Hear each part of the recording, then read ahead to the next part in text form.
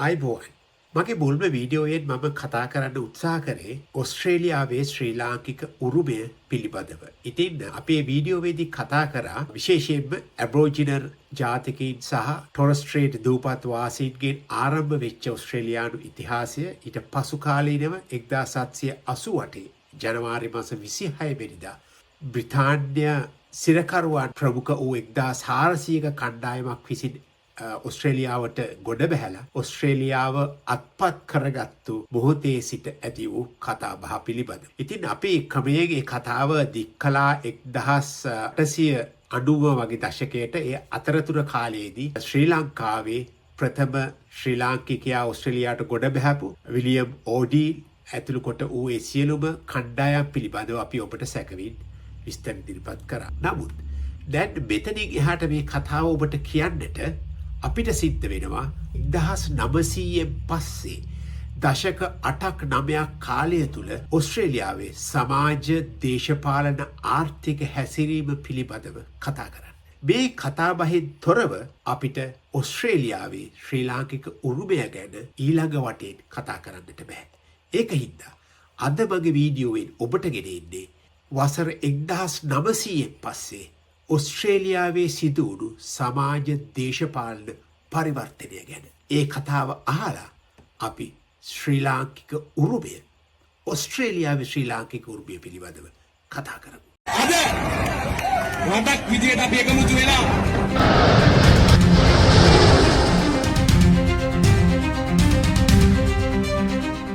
හොඳයි. 1901 ජනවාරි 1 වෙනිදා තමයි වර්තමාන ඔස්ට්‍රේලියාවේ සුවිශේෂිතම දිනය සනිටුවන් වන දවස. මගේ කලින් වීඩියෝවේ මම ඔබට කිව්වා යුරෝපියන් විසින් ඔස්ට්‍රේලියාව අත්පත් කරගත්තට පස්සේ ඔවුන් ඔස්ට්‍රේලියාව ප්‍රාන්ත 6කට බෙදලා ඒ ප්‍රාන්තවලට ස්වයං පාලනයක් දීලා තමයි ඔස්ට්‍රේලියාව පාලනය කරේ. හැබැයි 1901 ජනවාරි 1 වෙනිදා මේ වෙන්වෙලා තිබුණු ප්‍රාන්ත 6 එකට එකතු කළා නව ෆෙඩරල් ආණ්ඩුක්‍රම ව්‍යවස්ථාවක් යටතේ කොමන්වෙල්ත් ඔෆ් ඔස්ට්‍රේලියා එහෙම නැත්නම් ඔස්ට්‍රේලියානු පොදු රාජ්‍ය මණ්ඩලය ලෙස එක රාජ්‍යයක් බවට පරිවර්තනය වුණා. එතකොට මේ කොමන්වෙල්ත් ඔෆ් ඔස්ට්‍රේලියා එහෙම නැත්නම් ඔස්ට්‍රේලියානු පොදු රාජ්‍ය මණ්ඩලය කියන මේ ඔස්ට්‍රේලියානු පරිපාලන ඒකකේ මුල්ම අග්‍රාමාත්‍යවරයා උනේ එඩ්මන්ඩ් බාටන්. එඩ්මන්ඩ් බාටන් කියන්නේ ඔස්ට්‍රේලියාවේ එවකට තිබුණු ආරක්ෂණවාදී පක්ෂය එහෙම නැත්නම් ප්‍රොටෙක්ෂනිස්ට් පක්ෂයේ නායකයා ලෙස තමයි ඔහු කටයුතු කරේ. දැන් අද නම් බැලුවොත් ඔස්ට්‍රේලියාවේ හුඟක් දේශපාලන පක්ෂ තියෙනවා. දැන් බලයේ ඉන්නේ ලේබර් පක්ෂය, එතකොට විපක්ෂයේ ඉන්නවා ලිබරල් පක්ෂය, එතකොට ග්‍රීන් පක්ෂ පාර්ටි එක තියෙනවා, එතකොට දැන් එනවා පෝලින් හැන්සන්ගේ වන් නේෂන්. ඉතින් මේ වගේ හුඟක් තිබුණත් ඒ කාලේ තිබුණු ප්‍රධානම පක්ෂය තමයි ප්‍රොටෙක්ෂනිස්ට් ආරක්ෂණවාදී පක්ෂය. ඒ පක්ෂය බොහෝ විට සුදු ජාතිකයින්ගේ අයිතිවාසිකම් වෙනුවෙන් පෙනී සිටියේ. ඉතින් ඒ පක්ෂයේ නායකයා ලෙස කටයුතු කරපු එඩ්මන්ඩ් බාටන් කියන මහත්මයා තමයි ඔස්ට්‍රේලියාව කොමන්වෙල්ත් ඔස්ට්‍රේලියා එහෙම නැත්නම් ඔස්ට්‍රේලියානු රාජ්‍යයේ මුල්ම අග්‍රාමාත්‍ය ධුරයට පත් වුණේ. එඩ්මන්ඩ් බාටන් කියන අග්‍රාමාත්‍යවරයා ගැන කතා කරොත් ඔහු ඉතාමත් සරල ජීවිතයක් ගත කරපු මහත්මයෙක්. ඒ වගේම ඔස්ට්‍රේලියාව ෆෙඩරේෂනයක් බවට එහෙම නැත්නම් මේ සියලුම ප්‍රාන්ත එකතු කරලා එක රටක් විදිහට පරිවර්තනය කිරීමේ ව්‍යාපාරේ එහෙම නැත්නම් ෆෙඩරේෂන් ව්‍යාපාරේ ප්‍රධාන නායකයෙකුත් වෙලා හිටියා. ඔහු ඔස්ට්‍රේලියාවේ ආණ්ඩුක්‍රම ව්‍යවස්ථාව සකස් කිරීමේදීත් විශාල භූමිකාවක් කරයි කියලා තමයි ඉතිහාසයේ සඳහන් වෙන්නේ. ඒ වගේම නිව් සවුත් වේල්ස් ප්‍රාන්තයේ ප්‍රමුඛ දේශපාලඥයෙකු ලෙසත් ප්‍රසිද්ධ වෙලා හිටියා. ඒ විතරක් නෙමෙයි ඔහු අග්‍රාමාත්‍ය තනතුරෙන් ඉවත් වීමෙන් පස්සේ 1903 සැප්තැම්බර් 24 වෙනිදා ඔහු තවත් වාර්තාවක් තිබ්බා. ඒ තමයි ඔස්ට්‍රේලියානු මහාධිකරණය. ඒ කියන්නේ එහෙම නැත්නම් හයි කෝට් ඔෆ් ඔස්ට්‍රේලියා කියන එකේ පළමු විනිසුරු මණ්ඩල සමාජිකයින් අතරට එක්වෙමිනුත් ඔහු වාර්තාවක් තිබ්බා. ඉතින් ඒක නිසා එඩ්මන්ඩ් බාටන් කියන්නේ ඔස්ට්‍රේලියානු වර්තමාන ඉතිහාස කතාවේ පළමු පිටුව ලියපු නායකයා කියලා අපිට හඳුන්වන්නට පුළුවන්. 1901 ජනවාරි මාස 1 වෙනිදා බිහි වූ ඔස්ට්‍රේලියානු පොදු රාජ්‍ය මණ්ඩලය ඊළඟ දශකයේ පුරාවට ඔස්ට්‍රේලියාවේ සමාජ දේශපාලන වශයෙන් වැදගත් වන ඉතාමත් බරපතල තීන්දුව කිහිපයකට එළඹුණා. දැන් අපි පළමුවම දන්නවා ෆෙඩරේෂන් ව්‍යුහය එහෙම නැත්නම් පෙර තිබූ ජනපද 6ම එකට එකතු වෙලා තමයි 1901 ජනවාරි 1 වෙනිදා ෆෙඩරල් ආණ්ඩුවක් පිහිටවන්නේ නව ව්‍යවස්ථාවක් යටතේ. දෙවැනි එක තමයි වයිට් ඔස්ට්‍රේලියා පොලිසිය එක හඳුන්වා දීම. 1901 හඳුන්වා දීපු ඉමිග්‍රේෂන් රෙස්ට්‍රික්ෂන් ඇක්ට් මගින් එහෙම නැත්නම් සංක්‍රමණ සීමා කිරීමේ පනත මගින් යුරෝපීය නොවන ජනතාව ඔස්ට්‍රේලියාවට පැමිණීම බරපතල ලෙස සීමා කළා. කොටින්ම කියතොත් ඔස්ට්‍රේලියාව සුදු ජාතිකයින්ගේ රටක් බවට පත් කරා. ඊට පස්සේ තෙවනුව සිදුවුණු ප්‍රධානම කාරණය තමයි 1907 සිදුවුණු මූලික වැටුප කියන සංකල්පය ස්ථාපිත කිරීම. මේක උනේ එතකොට තිබුණා ඔය හාවෙස්ට් පොලිසි කියලා. එහෙම නැත්නම් අස්වනු ප්‍රතිපත්තිය කියලා ප්‍රතිපත්ති ප්‍රකාශනයක් 1907 හඳුන්වා දීලා කම්කරුවෙකුට ඒ කියන්නේ මූලික වැටුපක් ලබා දිය යුතුයි කියන සංකල්පය තමයි එදා ස්ථාපිත වුණේ. ඊළඟට සිදුවුණු සුවිශේෂ දේ තමයි 1902 කාන්තාවන්ට ඕස්ට්‍රේලියාවේ පුරවැසි කාන්තාවන්ට ඡන්දය දීමටත් මැතිවරණ සඳහා ඉදිරිපත් වීමටත් ඇති අයිතිය සුරක්ෂිත කෙරුණා. අවසාන වශයෙන්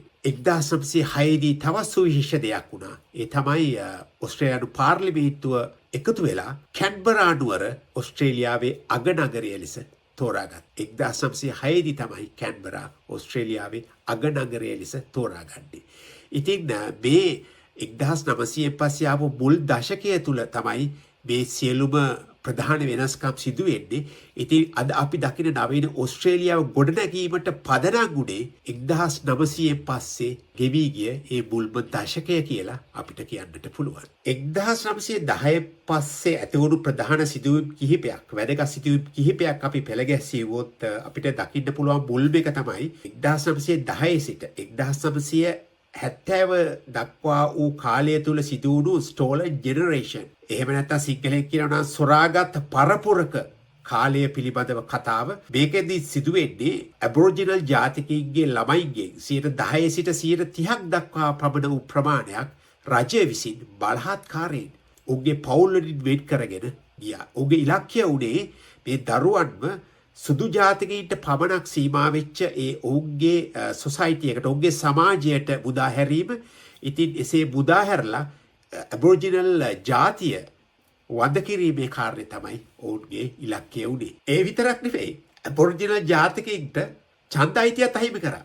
1902 කොමන්වෙල්ත් ෆ්‍රැන්චයිස් ඇක්ට් එක යටතේ තමයි මේ බොහෝ ඇබෝරිජිනල් ජනතාවකට ඡන්ද අයිතිය අහිමි වෙන්නේ. ඒ වගේම 1908 ඉන්වැලිඩ් පෙන්ෂන් සහ 1912 මැටර්නිටි ඇලවුන්ස් කියන සමාජ සුබසාධන ප්‍රතිලාභ වලින්ද ඔවුන් වහක් කරා. ඒ කියන්නේ ඔවුන් වැඩක් කරලා ඔවුන් තමගේ ජීවන මාර්ගය සකසාගත්තු වැඩෙන් පස්සේ ඔහු විශ්‍රාම වැටුපකට අයිතියක් තියෙනවා නම් ඇබෝරිජිනල් ජාතිකයින්ට විශ්‍රාම වැටුප අහිමි වුණා සහ ලැබුණේ නැහැ. සහ ඇබෝරිජිනල් කාන්තාවක් දරුවෙක් ප්‍රසූත කරොත් ඇයට ලැබෙන්න යුතු ඒ දීමනාව ඇයට ලැබුණේ නැහැ. නමුත් සුදු ජාතික කාන්තාවන්ට පමණයි එම දීමනාව ලැබුණේ. ඔබට හිතා ගන්න පුළුවන් මේ වයිට් ඔන්ලි පොලිසි එක මොන තරම්නම් පීඩනයක් මානසිකව සහ සමාජමය වශයෙන් ඇබෝරිජිනල් ජනතාව මත පටවලා තිබුණද කියන කාරණය. ඒ විතරක් නෙමෙයි, 1928 ඉතාමත් අවාසනාවන්ත සිද්ධියක් සිදු වෙනවා ඔස්ට්‍රේලියාවේ උතුරු පළාතේ තියෙන නෝර්තන් ටෙරිටරියේදී. ඒ තමයි කොඩිස්ටන් මැසකර් එක. එහෙම නැත්නම් කොඩිස්ටන් සමූහ ඝාතනය. මේ සමූහ ඝාතනයේදී ඇබෝරිජිනල් ජනතාව විශාල වශයෙන් ඉතාමත් අමානුෂික ලෙස මරා දැමනවා. මේක ඉතාමත් දරුණු සිදුවීමක් ඔස්ට්‍රේලියානු ඉතිහාසයේ. ඉතාමත් ඛේදවාචකයක් වගේම කළු පැල්ලමක්. නමුත් මේ කාලය වෙන විට ඔස්ට්‍රේලියාව තුල සිටි ඇබෝරිජිනල් ජනතාව උගත්කමින් සහ දේශපාලන වශයෙන් මුහුකරාගේ තත්ත්වයකට පත් වෙමින් සිටියා. ඉතින් ඒක නිසා 1901 ආරම්භ වූ සුදු ජාතිකයින්ට පමණක් කියන ප්‍රතිපත්තියට එරෙහිව ඒ වයිට් ඔන්ලි පොලිසියට එරෙහිව දැඩි ප්‍රතිරෝධයක් ඇබෝරිජිනල් ජන කණ්ඩායම් විසින් ඔස්ට්‍රේලියානු සුදු ජාතික පාලකීන්ට එල්ල වෙමින් තිබුණා. ඉතින් මේක තමයි ඔස්ට්‍රේලියාව තුල වයිට් ඔන්ලි පොලිසිය එක අවසන් කිරීමට, එහෙම නැත්නම් සුදු ජාතිකයින්ට පමණක් විශේෂ වරප්‍රසාද ලබා දෙමින් තිබූ ඒ ප්‍රතිපත්ති වෙනස් කරන්නට සුදු ජාතිකයින් ක්‍රමක්‍රමයෙන් පෙළඹෙන්න ගත්තු හේතුව කියලා තමයි ඉතිහාසයේ සඳහන් වෙන්නේ. මේකේ සාරාංශයක් විදිහට ගත්තොත් අපිට මේක මෙහෙම කියන්න පුළුවන්. ඒ කියන්නේ 1788 දී බ්‍රිතාන්‍යයෙන් ඕස්ට්‍රේලියාවට පැමිණියත් එක්ක එහි ආදිවාසී ජනතාවගේ ජීවිත සම්පූර්ණයෙන්ම වෙනස් වුණා. අපි මේක පුන පුනා කියමු දෙයක්. ඒ විතරක් නෙමෙයි, මේ බ්‍රිතාන්‍යයන් විසින් මේ ඔස්ට්‍රේලියානු භූමිය කිසිවෙකුට අයත් නොවන භූමියක් ලෙස සලකා තමයි පාලනය කළේ. Move along. You're not welcome on this street. Get back to the outskirts where you belong. Clear off the road. You can't come into town. Get back to the scrub. ඒත් ඒ වන විට ඔස්ට්‍රේලියාවේ යන්නේ ආදිවාසී කණ්ඩායම් 400කට වැඩි ප්‍රමාණයක් තිබුණ මේ ප්‍රධානම දේ තමයි ඇබොරිජිනල් වරුන් සහ ටොරස් ස්ට්‍රේට් දූපත් වාසීන්. නමුත් ඔවුන්ගේ විකාශනය වූ තවත් කුඩා කණ්ඩායම් ආදිවාසී කණ්ඩායම් 400කට වැඩි පිරිසක් ඒ වන විටත් ඔස්ට්‍රේලියානු භූමියේ මුල් පදිංචිකරුවන් ලෙස ජීවත් වෙමින් සිටියා. ඉතින් කාලය සමගම මේ ආදිවාසී ජනතාව ඔවුන්ගේ ඉඩම් වලින් ඉවත් කරලා කියන්නේ මිෂනාරි වලට එහෙම නැත්නම් ඔය පල්ලි වලින් පාලනය වන ස්ථාන වලට සහ සුදු ජාතිකයන් විසින් පාලනය කරන රිසර්ව් වලට එහෙම නැත්නම් ඒ වෙට් කරලා කලාප වලට යොමු කළා ඔවුන්ගේ ජීවිත සම්පූර්ණයෙන්ම රජය විසින් පාලනය කරලා ඔවුන්ගේ සංස්කෘතික ඔවුන්ගේ ජීවන රටාව සම්පූර්ණයෙන්ම විනාශ කරන්නට උත්සාහ කරලා තියෙනවා. 19 වන ශතවර්ෂයේ සහ 20 වන ශතවර්ෂයේ මුල් කාලයේදී ඔස්ට්‍රේලියානු පාලනය කරේ වයිට් ඔලි ප්‍රතිපත්තිය තුල ඔස්ට්‍රේලියානු පාලකයන් විසින් ඇබොරිජිනල් ජනතාව මැරණ ජාතියක් එහෙම නැත්නම් ඩයින් නැෂනලිටි එකක් ලෙස සලකලා තමයි ඔවුන් පාලනය කරන ප්‍රතිපත්තියකට ගියේ. ඔවුන් පවුල් වලින් වෙන් කරලා තිබුණා. ඔවුන්ගේ භාෂා සංස්කෘතිය ඒ සියල්ලම භාවිතය ඉතාමත් අවම කරලා තිබුණා. ඒවා තහනම් කරපු අවස්ථා තියෙනවා. ඉතින් මේ බොහෝ දෙනෙකුට බොහෝ දරුවන්ට වගේම උගේ දෙමව්පියන්ට පවුල් වල අයට ඉතාමත් දිගු කාලන මානසික වේදනාවක් සහ අනන්‍යතාවයේ අහිවීමක් ඇති කරයි කියලා තමයි ඉතිහාසයේ සඳහන් වෙන්නේ. හැබැයි මේ වන විට මේ සුදු ජාතිකින්ට පමණක් වන වයිට් ඔන්ලි ප්‍රතිපත්තියට එරෙහිව විශාල විරෝධයක් ඔස්ට්‍රේලියානු සමාජය තුළ මතුවෙමින් පැවතුණා.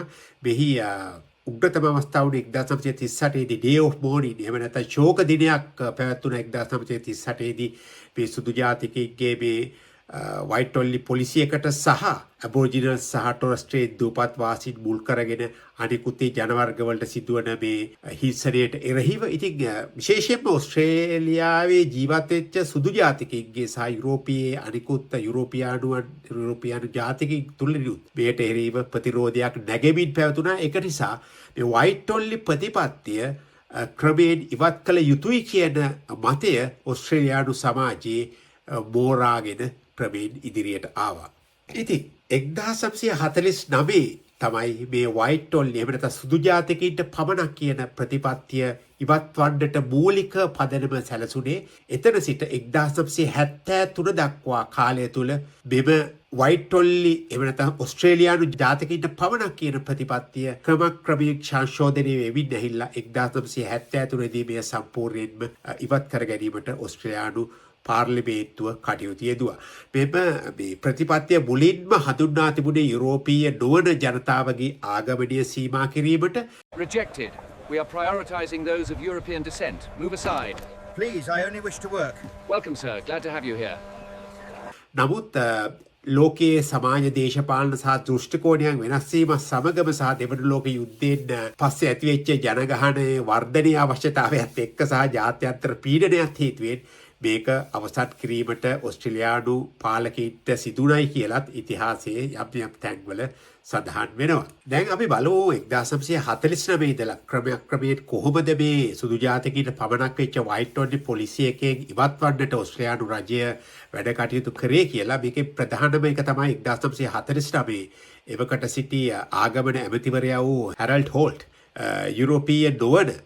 යුරෝපීය නොවන සරණාගතයින් 800 දෙනෙකුට ඔස්ට්‍රේලියාවේ රැඳී සිටීමට අවසර දුන්නා. ඒ වගේම ඔබ දන්නවා දෙවනි ලෝක යුද්ධයෙන් පස්සේ ඇතිවුණු යුද්ධමය තත්ත්වය තුළ ජපානයේ සිටි වෝ බ්‍රයිට්ස්ලටත් එහෙම නැත්නම් ඔස්ට්‍රේලියානු බටහිර සමග විවාහ වූ ජපන් ජාතික කාන්තාවන්ටත් ඔස්ට්‍රේලියාවට පැමිණ වාසය කිරීමට ඉඩ දුන්නා. ඒ වගේම තමයි 1957 පුරවැසි අයිතිවාසිකම් ස්ථාපිත කිරීමේ වැඩ කටයුත්තක් ලෙස වසර 15ක් පුරා ඔස්ට්‍රේලියාවේ රැඳී සිටි යුරෝපීය නොවන පුද්ගලයින්ට ඔස්ට්‍රේලියානු පුරවැසි භාවය සඳහා අයදුම් කිරීමටත් ඔස්ට්‍රේලියානු රජය අවසර ලබා දීලා තිබුණා. 1958 තවත් සුවිශේෂ වෙනස්කමක් සිද්ධ වෙනවා. එතකොට තිබුණා මේ ඔස්ට්‍රේලියාවට සංක්‍රමණය වෙන්න බලාපොරොත්තු වෙන කෙනෙකුට ඩික්ටේෂන් ටෙස්ට් එකකට එහෙම නැත්නම් වචන පරීක්ෂා කරන පරීක්ෂණයකට මුහුණ දෙන්නට. ඉතින් රොබර්ට් මෙන්සීස් කියන අග්‍රාමාත්‍යවරයා 1939 ඉඳන් වරින් වර 1960 දශකයේ වෙනකන් අවුරුදු 18ක් පුරාවට ඉතාමත් දීර්ඝ කාලයක් ඔස්ට්‍රේලියාවේ අග්‍රාමාත්‍ය දරුවා අග්‍රාමාත්‍යවරයෙක්. ඔහු 1958 මේ ඩික්ටේෂන් ටෙස්ට් එක ඉවත් කරලා ඔස්ට්‍රේලියාවට සංක්‍රමණය වීමට බලාපොරොත්තු වන අයට විශේෂ අවසර පත්‍ර ක්‍රමයක් පර්මිට් ක්‍රමයක් ලබා දෙන්නට කටයුතු කරා. ඉතින් මේ ඩික්ටේෂන් ටෙස්ට් එක ගැන කිව්වොත් ඒක තිබුණේ මෙහෙමයි කියන්නේ තමන්ගේ අයදුම්පත් ඉදිරිපත් කරන අයදුම්කරුවා ඔස්ට්‍රේලියානු බලධාරියෙක් කියන්නේ සංක්‍රමණ බලධාරියෙක් ඉදිරියට ඇවිල්ලා ඒ බලධාරියා කියන ඕනෑම යුරෝපීය භාෂාවක් ඔහුගේ කටට එන ඕනෑම යුරෝපීය භාෂාවකින් ඔහු කියන වචන 50ක් ලියන්න කියලා. ඒ කිසිම කෙනෙක්ට මේක කරන්න බෑ. ඒක ඉතා පැහැදිලිවම තිබුණේ යුරෝපීය නොවන අනිකුත් ජාතීන් ශ්‍රීලංකාවට සංක්‍රමණය වීමට උත්සාහ කරොත් ඒක වැළැක්වීම සඳහා වන ක්‍රියාවලියක් විදියට. 1966 තවත් වැදගත් කාරණයක් සිද්ධ වෙනවා. ඒ තමයි අපි කලින් සඳහන් කළ අමාත්‍ය හැරල්ඩ් හෝල්ට්ගේ ඒ ආගමන නීතිය සංශෝධනය කිරීම වැඩපිළිවෙල යටතේම ආගමනය සඳහා අයදුම්පත් ජාතිය මත නොව කුසලතාවය සුදුසුකම් සහ අයදුම්පත ඉදිරිපත් කරන පුද්ගලයන් සමාජයට එකතුවීමේ හැකියාව මත සලකා බැලීම ආරම්භ වුණා. ඉතින් මේක විශාල පිටුවහලක් වුණා යුරෝපයේ පරිබාහිරව ජීවත් වන අනිකුත් රටවල් වල ජීවත් වන ජනතාවට ඔස්ට්‍රේලියාවට සංක්‍රමණය වීම ආරම්භ කිරීමට. ඒ වගේම 1966 දීම තාවකාලිකව ඔස්ට්‍රේලියාවේ රැඳී සිටි යුරෝපීය නොවන පුද්ගලයින්ට වසර 5ක් තුළ ඔස්ට්‍රේලියානු පුරවැසි භාවය ලබා ගැනීමටත් අවසර ලැබුණා. ඒක සුවිශේෂ කාරණා දෙකක්. ඒ වගේම 1973 ගොෆ් විට්ලබ්ගේ ආණ්ඩුව යටතේ ආගමන ප්‍රතිපත්තියෙන් ජාතිවාදී සියලු වෙනස්කම් ඉවත් කළා. ජාතිය සම්පූර්ණයෙන්ම නොසලකා ආගමන තේරීම් සිදු කරන නව ප්‍රතිපත්තියක් හඳුන්වා දුන්නා. ඒ වගේම තමයි 1975 නීතිමය තහවුරු කිරීමක් සිදු වුණා. Racial Discrimination Act ඒ පනත 1975 දී හඳුන්වා දීලා රාජ්‍ය කටයුතු සඳහා ජාතිය මත පදනම් වූ වෙනස්කම් භාවිතා කිරීම සම්පූර්ණයෙන්ම නීති විරෝධී බවට ප්‍රකාශයට පත් කරා. ඉතින් මේ කාරණාවලින් ඔබට පේනවා 1973 වන විට White Australian Policy එක කියන්නේ ඔස්ට්‍රේලියාව සුදු ජාතිකයින්ට පමණක් වශයෙන් හඳුනා තිබුණු මේ ප්‍රතිපත්තිය නිල වශයෙන් අවසන් වුණා. 1975 වන විට ඒ අවසාන සලකුණත් සම්පූර්ණයෙන්ම ඉවත් කරගත්තා. ඉතින් ඊට පස්සේ තමයි මෙම ක්‍රියාවලියෙන් පසුව තමයි අද අපි ඔබ අත්විඳින මේ බහු සංස්කෘතික ඔස්ට්‍රේලියාව ගොඩනැගින්නේ. 1967 ඔස්ට්‍රේලියානු ඉතිහාසයේ තවත් සුවිශේෂ දෙයක් එනවා. ඔබ දන්නවා ඔස්ට්‍රේලියාවේ අදටත් ඔස්ට්‍රේලියානු ව්‍යවස්ථාව වෙනස් කරනවා නම් ජනමත විචාරණයකට යා යුතුයි. 1967 ජනමත විචාරණය පැවැත්වුණා. මේ ජනමත විචාරණය පැවැත්වුණේ ඔස්ට්‍රේලියාවේ මුල් පදිංචිකරුවන් ඇබෝරිජිනල් ජනතාව ඇතුළු කොට වූ අනිකුත් ජනවර්ගවලට සාධාරණ ඉෂ්ට කිරීමට සඳහා වන නීතිමය පසුබිම සකස් කිරීමට. ඒ අනුව 1967 පැවැති ජනමත විචාරණයේ පසු ඔස්ට්‍රේලියාවේ ඇබෝරිජිනල් ජනතාවට සෙන්සස් එකට එහෙම නැත්නම් ජනසංගණනයට ඔවුන් ඇතුළත් කිරීම සඳහා ෆෙඩරල් නීති ඒ කියන්නේ මධ්‍යම ආණ්ඩුවේ නීති සකස් කිරීමට අවසර ලබා දුන්නා. ඒක ඇබෝරිජිනල් ජනතාව වෙනුවෙන් සිදු කරන ලද ඉතාමත් දැවැන්ත සමාජ සහ දේශපාලන පිළිගැනීමක් බවයි දේශපාලන විශ්ලේෂකයින්ගේ මතය. ඉතින් අද අපේ මේ වැඩසටහනෙන් අපි ඔබට ඉදිරිපත් කළේ 1900 පස්සේ ඔස්ට්‍රේලියාවේ සිදු වුණු මේ දශක 8ත් 10ත් අතර වගේ කාලය තුල සිදුවෙච්ච සමාජ දේශපාලන සහ ආර්ථික පරිවර්තනයන් පිළිබඳව විශේෂයෙන්ම සමාජ සහ දේශපාලන පරිවර්තනයන් පිළිබඳව සහ ඔස්ට්‍රේලියාවේ මුල් පදිංචිකරුවන් වෙච්ච ඇබෝරිජිනල් ජනතාවට සිදු අසාධාරණකම් සහ ඒවා නැවත පෙරලා කොහොමද ඔස්ට්‍රේලියානු සමාජය විසින් ඒවා නැවත නිවැරදිතාවයට පත් කරේ කියන කාරණේ. ඉතින් මේ වගේ ඉතාමත් අඳුරු බරපතල ගැටීම් සහ බරපතල ප්‍රශ්න කිරීම් වලට ලක් වෙන ඉතිහාසයක් තමයි ඔස්ට්‍රේලියාවේ තියෙන්නේ. නමුත් මේක ඉතාමත් ක්‍රමානුකූලව නිවැරදි තත්ත්වයට ගෙනීමට ඔස්ට්‍රේලියානු පාලකීන්ට හැකියාව ලැබුණා. ඒ වගේම අපිට මතක් කරන්න පුළුවන් 2008 වසරේ පෙබරවාරි මාස 13 වෙනිදා එවකට ලේබර් පක්ෂයේ නායකයෙ වෙලා හිටපු ඕස්ට්‍රේලියාවේ අග්‍රාමාත්‍ය කෙවින් රඩ් ඇබෝරිජිනල් ජනතාව ඇතුළු කොට වූ සියලුම ඕස්ට්‍රේලියාවේ මුල් පදිංචිකරුවන්ගේ තාමත් සංවේදීව කතාවක් පාර්ලිමේන්තුවේ කරලා සමාව ඉල්ලුවා. සමස්ත ඕස්ට්‍රේලියානුවන් වෙනුවෙන්ම ඔවුන්ට සිදු වුණු අසාධාරණ කම්වලට ඔව් කිව්වා අපට සමාවෙන්න විශේෂයෙන්ම ඔබට සිදු වුණු ඔබේ ජීවිතයේ 1900 පස්සේ සහ ඕස්ට්‍රේලියානු භූමිය ඔබේ ලබා ගැනීමේ පස් සිදු කරන ලද වැරදි වලට අපට සමාවෙන්න කියලා ඉතාම සංවේදී ප්‍රකාශයක් කෙවින් රඩ් ලේබර් පක්ෂ නායකයා සහ ඕස්ට්‍රේලියාවේ අග්‍රාමාත්‍යවරයා ලෙස 2008 වසරේ පෙබරවාරි මාස 13 වෙනිදා ඕස්ට්‍රේලියානු පාර්ලිමේන්තුව මත කරා. ඒක ඉතාමත් ඓතිහාසික කතාවක්. ඔහු විශේෂයෙන්ම සඳහන් කරා ස්ටෝලන් ජෙනරේෂන් එහෙම නැත්නම් සොරකම් කරන ලද පරපුර ඒ කුඩා දරුවන් තමන්ගේ දෙමව්පියන්ගේ තමන්ගේ ඥාතීන්ගේ ඉවත් කරලා තමන්ගේ සමාජයේ තමන්ගේ සංස්කෘතිය වෙනස් කරලා සුදු ජාතිකයින් සමග බද්ධ කරන්නට ගත්තේ බලහත්කාරකම් පිළිබඳවත් ඔහු ඉතාමත් සංවේදීව කතා කරලා සමාව ගත්තා. ඉතින් මේ වගේ හුඟක් පසුබිම් කතා ගොඩක් එක්ක තමයි ඕස්ට්‍රේලියාව ඒ වැරදි මාර්ගයේ සිට නිවැරදිතාවය දක්වා ආවේ. සුදු ජාතිකයින්ට පමණක් තිබුණු ඕස්ට්‍රේලියාව යුරෝපියන්ට පමණක් එන්නට හැකියාව තිබුණු ඕස්ට්‍රේලියාවට අනිකුත් ජාතීන් වලට සංක්‍රමණය කරන්න අවස්ථාව ලැබුණේ. ඔබට අපට අද මේ ජීවත් වෙන්න පුළුවන් සුන්දර ඕස්ට්‍රේලියාව බිහි වෙන්නේ මෙන්න මේ වගේ අතීත කතා ගොඩක් එක්ක. ඉතින් අද වන විට ඕස්ට්‍රේලියාව ලෝකයේ තියෙන ඉතාමත් දියුණු සමාජ දේශපාලන සහ ආර්ථික දැක්මක් සහිත රටක්. සියලුම පුරවැසියන්ගේ මානව අයිතිවාසිකම් ඔවුන්ගේ ජීවත්වීමේ අයිතිවාසිකම් සහ නීතිය ස්ථාපිත කිරීමත් ඉහළම මට්ටමේ තියෙන රටක්. හැම දිනාටම ගරු කරන බහු සංස්කෘතියක් තියෙන සියලුම ජාතීන්ට එකසේ එකමුතුව ජීවත් වෙන්න පුළුවන් රටක්. ඉතින් මේ රට තුල අපේ ඊළඟ වැඩසටහනෙන් අපි කතා කරන්න බලාපොරොත්තු වෙන්නේ නැවතත් අපි ආරම්භ කරනවා ශ්‍රී ලාංකික උරුමය සොයායීමේ ගමන. ඒ වගේම මේක ඉතාමත් දිගු ගමනක මූලාරම්භය පමණයි. තවත් වැඩසටහන් රාශියක් මේ ඕස්ට්‍රේලියාවේ ශ්‍රී ලාංකික උරුමය පිළිබඳව ගෙනෙන වැඩසටහන් මාලාව වෙනුවෙන් අපි සූදානම් කරලා තියෙනවා. ඒ වගේම අපි බලාපොරොත්තු වෙනවා සාකච්ඡා සම්මුඛ සාකච්ඡා වෙත ගෙනෙන්න අපි ඕස්ට්‍රේලියාවේ ඈත ගම්මාන වලට යන්න බලාපොරොත්තු වෙනවා. මොකද ඔබ දන්නවා 2800 ගණන් වල කම්කරුවන් විදිහට ඕස්ට්‍රේලියාවට පැවිදි බොහෝ ශ්‍රී ලාංකිකයින් නැවත ශ්‍රී ලංකාවට ගියේ නැහැ. ඔවුන් ඕස්ට්‍රේලියාවේ මිශ්‍ර විවාහ කරගත්තා. විශේෂයෙන්ම ඇබෝරිජිනල් සහ ටොරස් ස්ට්‍රේට් ජාතිකයින් සමග ඒ පිළිබඳව සාක්ෂි අපිට තියෙනවා. අපි ඔවුන් සොයාගෙන යනවා. ඒ පරම්පරාවල් සොයාගෙන යනවා. ඉතින් මේ වගේ රසවත් කතා ගොඩක් එක්ක මේ වැඩසටහන ඉදිරියට ගෙන යන්න අපි බලාපොරොත්තු වෙනවා. මේක ඕස්ට්‍රේලියාවේ ජීවත් වෙන ඔබට අපට විතරක් නෙමෙයි ශ්‍රී ලංකාවේ අපේ ඥාති මිත්‍රාදීන්ටත් වැදගත්. ඒ වගේම රටක් විදිහට ජාතියක් විදිහට අපි නැගී සිටිය යුතුයි. අපේ අරමුණු කරා අපි ආ යුතුයි.